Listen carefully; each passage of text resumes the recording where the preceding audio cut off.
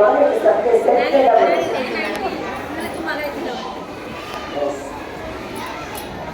எல்லாரும் மகிழ்ச்சியா இருக்கீங்களா?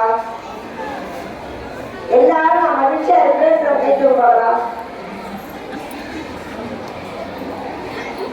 ஒரு சிலர் வந்து கூப்பிடலாமா வேணாமா அப்படின்னு யோசிக்கிறாங்க.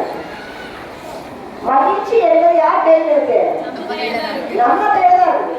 மகிழ்ச்சியா இருக்கிறதும் வருத்தமா இருக்கிறதும் நம்ம கையில. எல்லாருமே சத்தமா சொல்லுங்க, நான் மகிழ்ச்சியாக இருக்கிறேன், யாரும் என் மகிழ்ச்சியை கேட்க முடியாது. தைரியமா இருக்கணுமா? சரி, நீங்க இங்க பார்த்தாலே ஸ்ட்ரெஸ்ஸே இல்லை, பெண்களுக்கு ஒரு சொத்தியா தான் வந்துருக்கீங்க. நாம தான் முக்கியமானவங்க இல்லையா? மாணவிகளை விட அழகா எல்லாமே பாட்டு வழியாக, சின்ன குழந்தைங்க அவங்க அழகா பேசுறா இல்லையா? பேச்சு வழியாக, டான்ஸ் வழியாக திறமையா வெளிப்படுத்துறாங்க. நம்ம மகளிர் என்னன்னா மகளிர் நல்வாழ்த்தான் நம்ம சொல்றேன். என்ன மகளிரும் நாங்க பல பாடு எங்களுக்கு தான் தெரியும் இல்லையா? அப்படியா? கிடையாது. ஃபாரின்ல ஒரு 75 வயசு பெண்கள் இதை கேட்டாங்க. ஒருத்தர் கேட்டு காட்டுறாரு, நீங்க மகிழ்ச்சியா இருக்கீங்கன்னு கேட்கிறாரு. நான் மகிழ்ச்சியாக இருக்கிறேன் அந்த பெருமை சொல்றான். எனக்கு வந்து கல்யாணம் ஆயிடுச்சா அப்படிங்கிறாங்க. கல்யாணம் ஆகி விட்டுது. கல்யாணம் ஆகியும் மகிழ்ச்சியா இருக்கிறாரா? கேட்கிறீங்களா? கல்யாணம் ஆகியும் மகிழ்ச்சியாக இருக்கிறாயா? அந்த பெண் போட்டா நான் மகிழ்ச்சியாக இருக்கிறேன் அப்படி கேட்டு என்ன சொல்றாங்க? அப்படி என்றால் உன் கணவருக்கு சென்று நன்றி சொல்லு. நான் ஏன் என் கணவருக்கு நன்றி சொல்ல முடியும்? மேலும் நன்றி சொல்ல மாட்டாங்க. நீ மகிழ்ச்சியாக இருப்பதற்கு முதல் காரணமே உன் கணவன் தான். அதுக்கு அந்த பெண்மணி சொல்றா, நான் மகிழ்ச்சியாக இருப்பதற்கும் மகிழ்ச்சியாக இல்லாததற்கும் அவருக்கும் எனக்கும் எந்த ஒரு சம்பந்தமும் கிடையாது. நான் கல்யாணத்திற்கு முன்னாலே மகிழ்ச்சியாக இருந்தேன், கல்யாணத்தின் போதும் மகிழ்ச்சியாக இருந்தேன், கல்யாணத்துக்கு பிறகும் மகிழ்ச்சியாகவே இருந்து கொண்டிருக்கின்றேன். அதனால் நான் என் மகிழ்ச்சியை யாருடைய கையிலும் ஒப்படைக்க மாட்டேன். அந்த இருக்குன்னு கிழப்பெண்ணை கட்டினா சிங்கப்பெண்ணை சிங்கப்பெண்ணை ஆற்றமாட்டது. நம்ம சிங்கப்பெண்ணான சிங்கப்பெண்ணா இருக்கீங்க. உங்க வீட்டுல பேர் சொல்லலாம். சிங்கப்பெண்ணா கோல்டா இருக்கிறோம் சிஸ்டர் அப்படின்ற பேர் சொல்லலாம். இல்லவே இல்லை. இருக்கீங்களா? நீங்க கல்யாண நம்பரோட கேட்க சொல்லுங்க. நீங்க இருக்கிறீங்களா இல்லையா? ஒரு தடவை கல்வி இருக்கான்னு தெரியல. இருக்கீங்களா?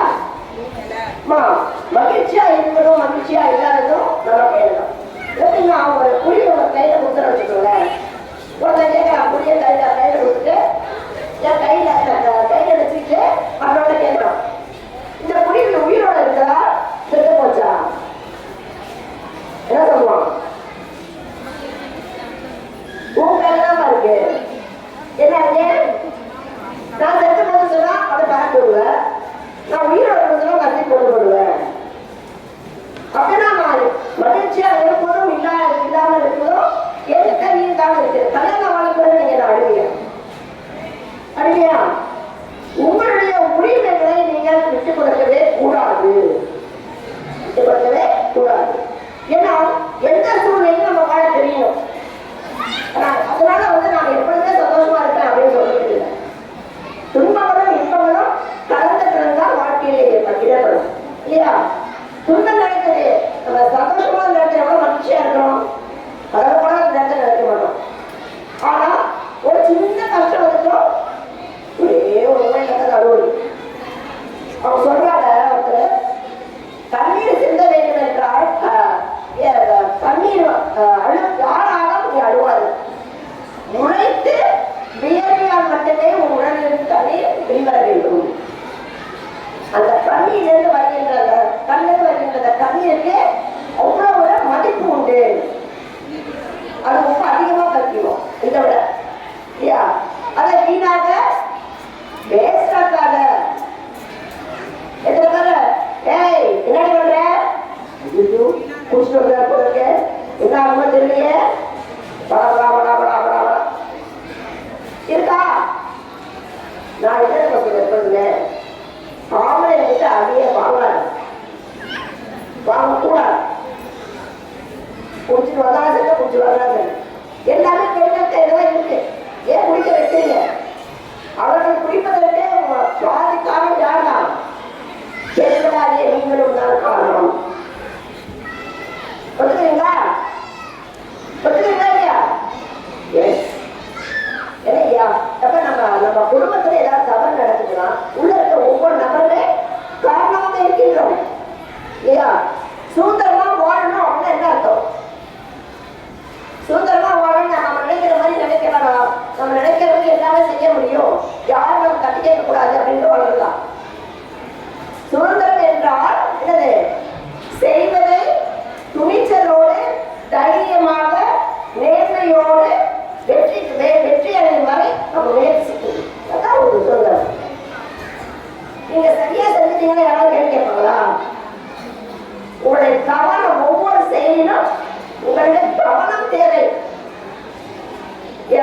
சமையல் செய்றீங்க, செஞ்சுட்டு கொஞ்சம் உப்பு அதிகமாயிடுச்சு, அதுக்கு அவருக்கு சாலை செஞ்சதுக்கு இதாகவும் செஞ்சு ஹஸ்பண்ட் அறுத்துக்குள்ளாக சரி பண்ணி வச்சிருவீங்க. அவர்களுக்கும் எல்லாம் இருக்கணும், சாப்பிட்டா சாப்பிட்டு அப்படி இல்லாம கடவுள் மீது அன்பு கொண்ட பத்திரிகைக்காக அது வரதுக்கு முன்னாடி இந்த சரி செஞ்சு கவனமா ஆக்கி வச்சீங்கன்னா அவங்க வந்து சாப்பிடும் போது ஏதாவது சொல்றாங்க சொல்லுவாங்க.